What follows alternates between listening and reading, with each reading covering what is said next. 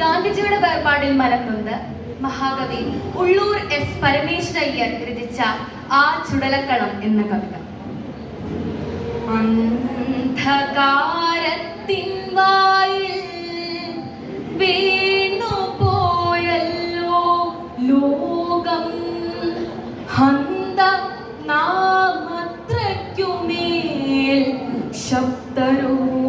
സഖാക്കളെ, പോയല്ലോ നമുക്കുള്ള ഭൂതമാം പുരാപുണ്യം, ആയല്ലോ നാമിമ്മട്ടു നിസ്വരായി അനാഥരായി, കരഞ്ഞാൽ ഫലമെന്ത്, ദാരിദ്ര്യം ശമിപ്പിക്കാൻ നഗ്നനായി ജീവിക്കുന്നു, സമ്പത്ത് വർദ്ധിപ്പിക്കാൻ ചർക്കയിൽ നൂൽ നൂൽക്കുന്നു, ഊതിയാൽ പറക്കുന്നോരസ്ഥികൂടം കൊണ്ടാർക്കു മോഹിപ്പാനാകാത്തതാം കാര്യങ്ങൾ സാധിക്കുന്നു. ലോകസംഗ്രഹത്തിനായി ജനിച്ച ജീവൻ മുക്തൻ, ശോകമോഹാർണവങ്ങൾ കടന്ന ജിതേന്ദ്രിയൻ,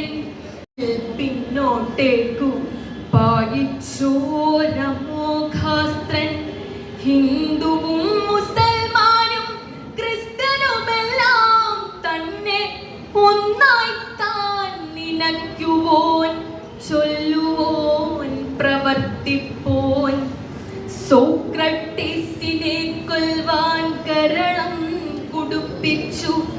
യേശുതൻ ശരീരത്തെ കുരിശിൽ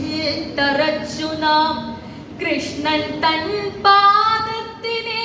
കൂർത്തമൂർത്തമ്പാൽ കീറി, കൃഷ്ണമാം വർഗഭ്രാന്തേ നീ ഇപ്പോൾ ഇതും ചെയ്തു,